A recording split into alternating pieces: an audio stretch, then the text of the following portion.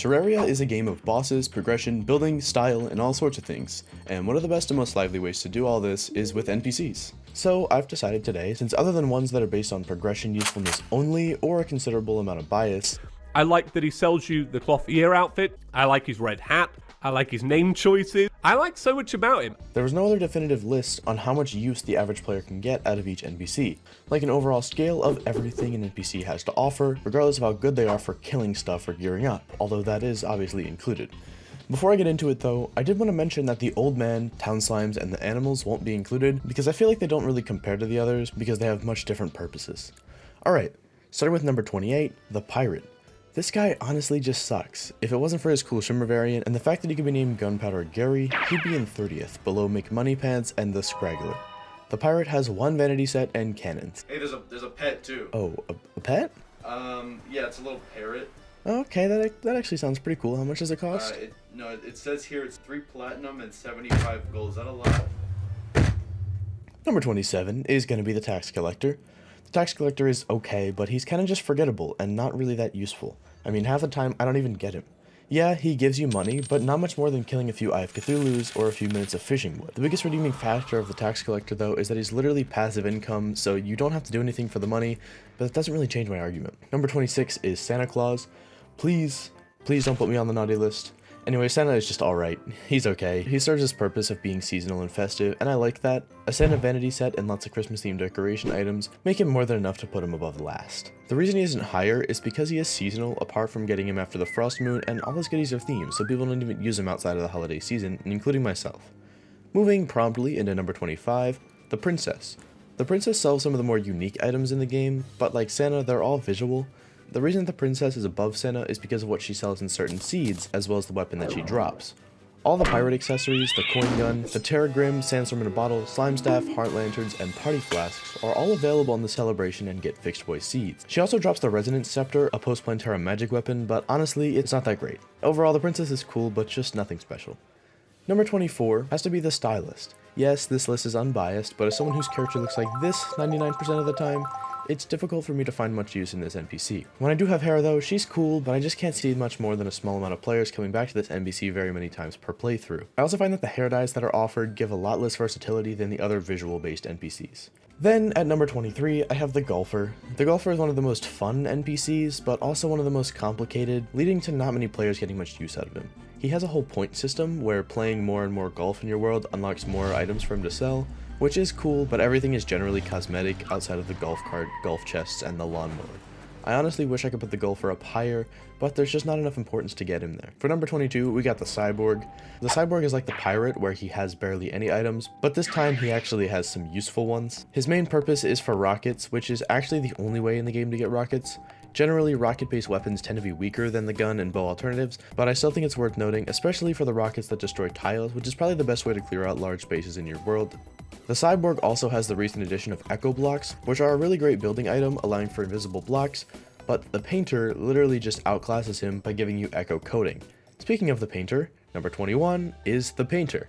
The Painter is probably the best building-related NPC that Vanilla Terraria has to offer. That being said, building isn't remotely a requirement, and most players don't really even take it that far. With the bounds of this list, I feel like I can't put it much higher. I still do think that the Painter is very useful when creating builds. I also get some extra points for the Painter dropping the paintball gun, which is actually pretty good for an NPC drop. Then, finally, for Chippy's number 1 spot, and my number 20, the Clothier. The Clothier is the vanity guy, and he has a lot of vanity. In my opinion, vanity is the best of the visual changes that NPCs can provide. In other words, the most commonly used and the most versatile for the average person, which is why the Clothier is above the others. He also just sells some really good vanity items. Another thing I want to touch on is how the Clothier also allows for respawning Skeletron, but let's be honest, his loot isn't much to get excited about. On to number 19, I give it to the Truffle. The Truffle is another one of those NPCs that has one very specific purpose for one very specific part of the game, and in this case, it's Shroomite. Shroomite is super good: armor, hoverboard, Stake and Claws, stroke containment unit. There's some great stuff you can get from the Truffle. The reason I don't have him higher is pretty simple though. All the items that he sells directly are pretty weak, and Shroomite is mainly good for one specific class, as well as taking quite a few materials to craft. The Truffle overall is a pretty good NPC. and I think he looks cool, but all of his loot is just a bit too limited. Number 18 is the Skeleton Merchant. For being one of the most unique NPCs, the Skeleton Merchant is practically the definition of mid. His shop is fairly good under certain circumstances, like all the yo-yoers out there like this guy, as well as his Artisan Loaf, Slap Hand, Magic Lantern, and his ability to sell wooden chest loot being pretty convenient. The only drawback is getting in the way of underground farms, but it's not that big of a deal. For number 17, I've got the Party Girl. I feel like the Party Girl is like a useful NPC in disguise. She has a bunch of stuff that is visual, like fireworks and confetti, which to be honest, I think are really awesome, but she also has some gems as well. Pigranatas, pogo sticks, and bubble blocks are generally very good items, especially for being relatively affordable. I mean, just look at the speed difference of falling down the elevator with and without a pogo stick. It's really good. In the number 16 spot, we have the Dye Trader. When making this list, it was pretty hard to rank visual cosmetic NPCs against progression NPCs, but I decided that the Dye Trader of all has the most potential to use out of all the visual NPCs. He sells dye and the dye vat, as well as exchanging strange plants for more unique dyes like the animated ones. I'd be lying if I said I didn't get excited every time I found a strange plant in Terraria. Dyes can be used on any equipable item, which makes them easily the most versatile. I think that out of all of them, the Dye Trader definitely belongs at the top. Number 15 is the one and only guide. This one might be a bit surprising, but overall, unless you have 10 trillion hours on Terraria, the crafting feature is literally so useful. It tells you the exact recipe and crafting station that is needed. Well, technically, you can also use the wiki and get the same information. Like how the guy. It's also really great for modded players if you happen to not be using the recipe browser for some reason. The guide honestly also gives good advice for new players, advising you on what goals to follow and interesting tidbits of information on NPCs, progression, and a few other things as well. The guide also happens to be the only required NPC for progression, but I'm not going to count that into his kit that much. Number 14 was pretty difficult to pick, but I went with the Dryad. The Dryad is pretty simple. She has lots of herb farming items, which are very important for potions. She has other plants like grass seeds, sunflowers, and pumpkins. But speaking of grass seeds, the reason I have the Dryad so high up though is because she's the direct pathway to get the opposite evil biome through buying seeds in a graveyard. The Dryad also has a very good passive buff when you're near her, but I feel like the range is just a bit too low to really consider this as that much of a benefit. Number 13 is the Zoologist. The Zoologist is one of the most unique NPCs when it comes to both shops and unlocking each new buyable item. I put her so high on this list because of pure versatility. She's got weapons, she's got mount, she's got pets, vanity, she's got it all. And the cherry on top is that all of her items either look really good or are genuinely useful, especially the universal pylon, which I know is pretty difficult to get. For number 12, I decided on the Steampunker. Let's be honest, the Steampunker is carried by the Contaminator, but that's honestly good enough to bump her all the way up here. Obviously that isn't all of it, as she does have accessories and technical items like conveyor belts too. Not much else for the Steampunker, she's just good. Number 11 is the other mechanical vendor, the mechanic herself. Wiring is really good. I can honestly leave it at that, but I'll go on a bit more. The mechanic sells every piece of the Grand Design, the ultimate wiring tool, and she grants easy access to actuators, timers, and teleporters, as well as all of the switches and pressure plates. This is just about everything that you need for any simple Terraria contraption, making the mechanic super important. She also has a fishing rod and the only piercing boomerang as well. And finally, moving into the top 10 NPCs in Terraria, based on my scaling, we have number 10, the Traveling Merchant. 9 weapons, around 30 vanity items, 10 accessories, 7 pets, tons of decorations and blocks, and some really great buff items as well. That's not even everything. The Traveling Merchant really has it all. Obviously, the downside is that he has a roughly 22% chance of showing up each day with only a few of these many items, some being much rarer than others. But still, with such a great pool of useful and fun items, there's no way this guy doesn't crack top 10. Then for number 9, the Nurse. The Nurse is one of those NPCs that for some players, she's pretty useless, but for others, she can be the difference between a fun time and waiting until Black Friday to order a new monitor. She can single-handedly carry any boss fight and save any hardcore run, so for that reason, she's very good. Of course, the downside is healing prices, and she also just isn't consistently good, only shining in more specific occasions. On to number 8, I have the Wizard.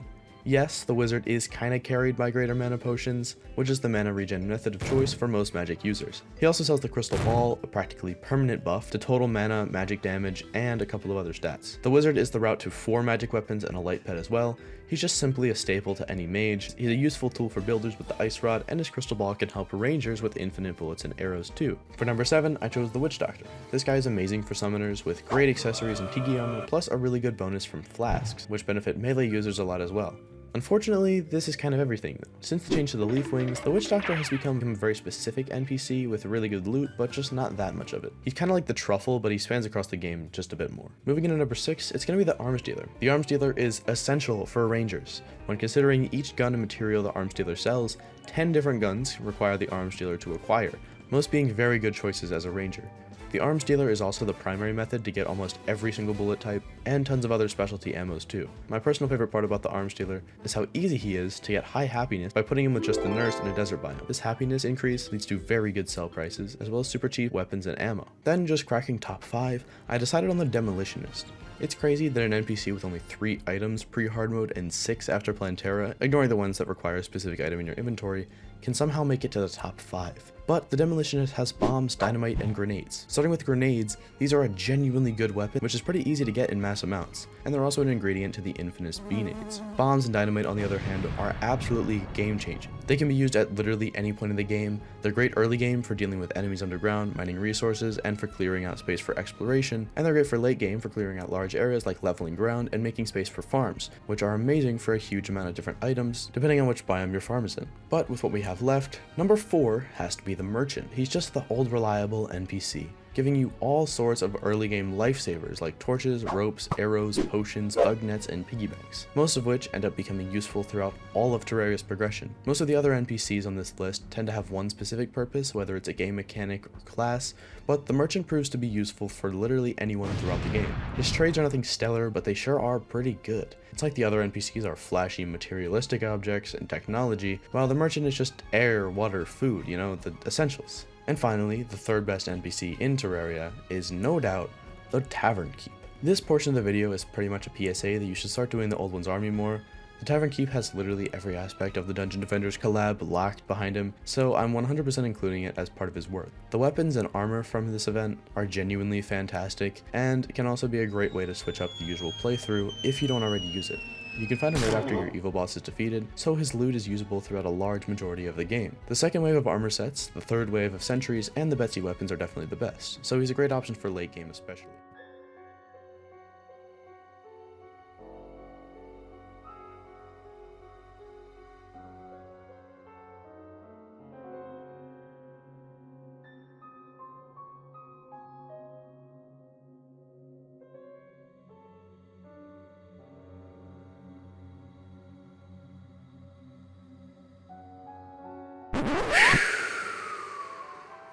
For a long time now, this fella has seen quite a lot of negative things said about him, and yeah, it's totally deserved. I mean, he does immediately try to make you his little fishing slave after you save him from becoming a shark national holiday. But hey, there's no denying that the angler, despite the bitter taste he puts in your mouth, is a pretty good NPC, at least loot-wise. And that's why he's gonna take the number 2 spot on this list. See, the angler gives you access to a massive majority of the fishing gear in Terraria, and fishing, whether you like it or not, is really good.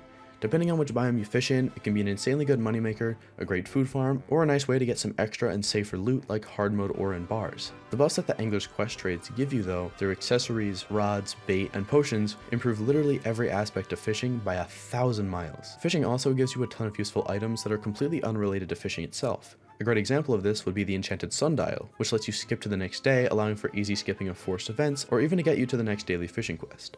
At the end of the day, fishing is just too good, and the angler has just about everything you need to do it effectively, putting him in a solid number 2. And finally, to no one's surprise, the best NPC in all of Terraria regarding usefulness and potential is the Goblin Tinkerer.